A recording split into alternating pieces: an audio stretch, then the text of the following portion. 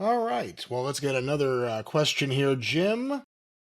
This one sent via the Cult of Cornette Facebook group by Aiden Hardy.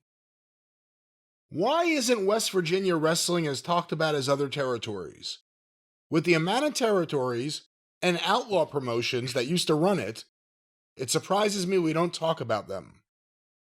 Well, brief and to the point question. One of the reasons, honestly, is it's been so long and there's so little that exists. I mean, there was a studio wrestling show out of WOAY Channel 4, Oak Hill, West Virginia, back that ran for years and years in the 60s and into the 70s. And the guy who announced it, he was a guy, but his name was Shirley Love. He ended up as some in the state legislature, some elected office. He's known or was known throughout the state.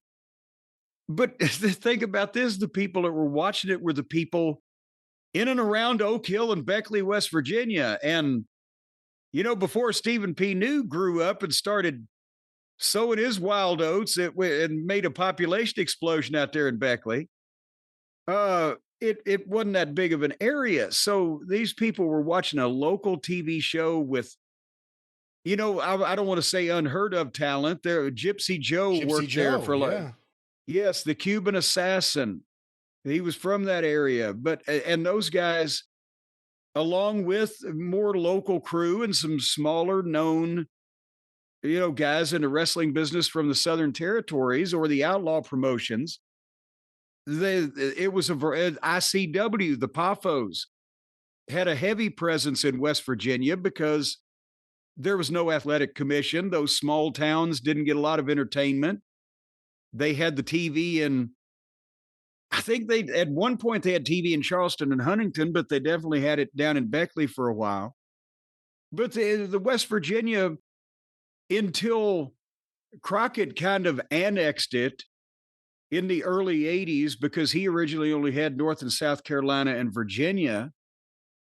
When he moved in there, it was, a variety of promotions coming in from. Sheik would run part of West Virginia because it was next to Ohio.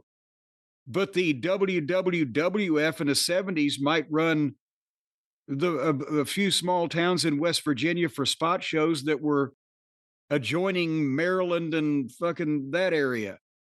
And the locals that were set up there for a long period of time were maybe a step above Outlaws at some point because they had TV, but it was a smaller time thing. But you could make money on a small time basis with wrestling in those mountains at that time because the people had no other live entertainment, and the economics were very different than they are today. Trying to rent small town buildings or get sponsored shows at these little high schools. You could do that then without having a bank loan behind you. A lot of the guys who worked Pittsburgh obviously worked West Virginia. Well, and some of those outlaws is where when guys graduated DiNucci School in Pittsburgh, Mick Foley, Shane Douglas, Brian Hildebrand, Mark Curtis, those guys would get experience by working on those outlaw shows in West Virginia. Zoltan, the Great. There you go, Kenny Jugan. There were outlaw promotions all over the place in West Virginia because no major promoter had claimed it and didn't give a shit what went on. So you could do what you want to do, go where you want to go. Well, actually, Jim, to correct that, if you're in West Virginia, you can't just do what you want to do. You can't just go where you want to go, because if you go against the law, if you go against the people, there's a man in West Virginia there to take you to task. That's right. And if we had the Law and Order music right now, we would play it, dun, dun, but instead we'll just play this funky tune. Call Stephen P. News.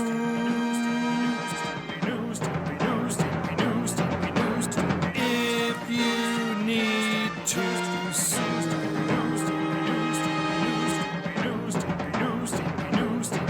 An outlaw mud show or two. He'll sue the rest.